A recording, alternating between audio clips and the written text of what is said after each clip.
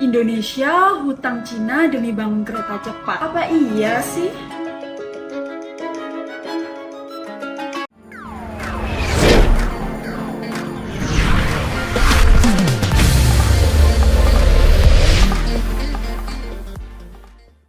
Kereta cepat Jakarta-Bandung atau yang sekarang disebut WUS merupakan proyek yang sangat dinanti-nanti masyarakat Indonesia. Di video kali ini kita akan membahas proyek kereta cepat yang katanya adalah bukti bahwa RI telah masuk jebakan hutang Cina. Oke, tanpa basa-basi mari kita bahas satu persatu. Namun sebelum itu subscribe dulu.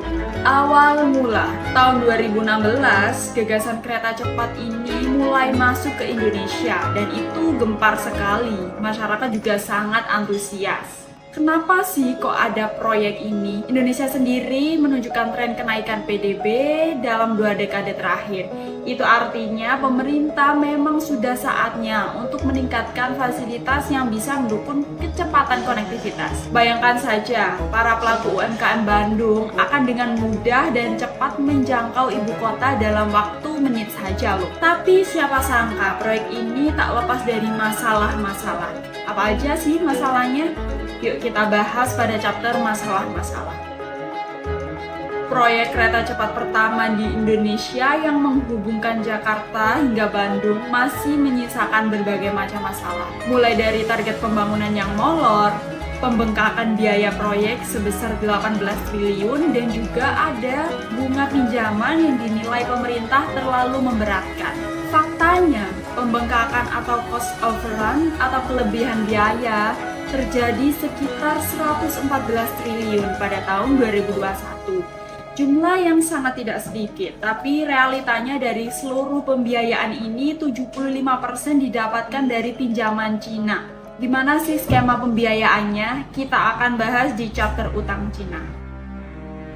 Komposisi pembiayaan proyek ini adalah 75% berasal dari pinjaman melalui China Development Bank dan sisanya merupakan setoran modal dari 2 negara yaitu Indonesia dan Cina. Pembagiannya BUMN Indonesia menyumbang 60% dan 40% berasal dari Cina. Total pinjaman Indonesia ke China Development Bank mencapai 8,3 triliun. Skema pembayaran bunga yang ditawarkan oleh China adalah 3,4% per tahun dengan tenor selama 30 tahun. Dan meski udah dinego nih menjadi 2% dengan tenor selama 40 tahun yang merupakan skema pembiayaan awal, Cina ini tetap nggak mau. Tapi kalian harus tahu, Indonesia tetap percaya diri karena akhir-akhir ini pajak batubara naik sekitar 4,8% loh. Jadi pasti bisa bayar lah ya.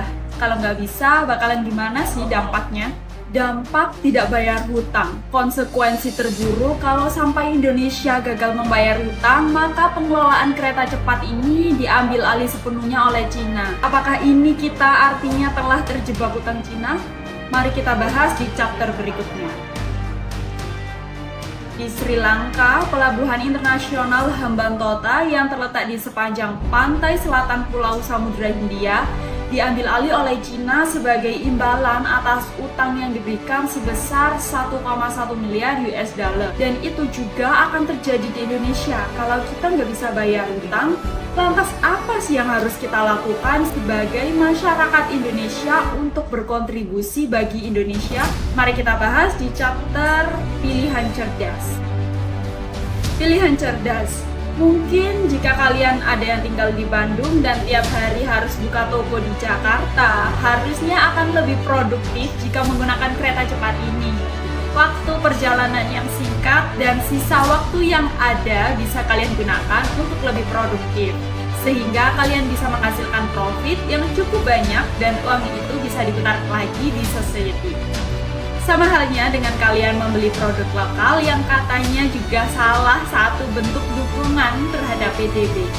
Kita ambil contoh, kalian beli besi yang dijual oleh distributor besi di Indonesia dengan produk yang sebagian besar ini diambil dari produsen besi baja di Indonesia juga. Dan kalian jadikan sebuah bangunan kafe, gedung, atau mall yang bangunan itu digunakan untuk aktivitas ekonomi juga. Hal itu secara nggak langsung, perputaran uang yang terjadi hanya ada di Indonesia dan balik lagi juga ke kita. Itu yang disebut dengan pilihan cerdas. Semoga Indonesia tetap maju dalam pembangunan infrastruktur nantinya ya. Terima kasih telah menonton video ini. Tulis pendapat kalian di kolom komentar dan share video ini ke semua kerabat kalian. Sampai jumpa di video selanjutnya. Pilihan cerdas untuk konsumen bijak. Salam perkasa.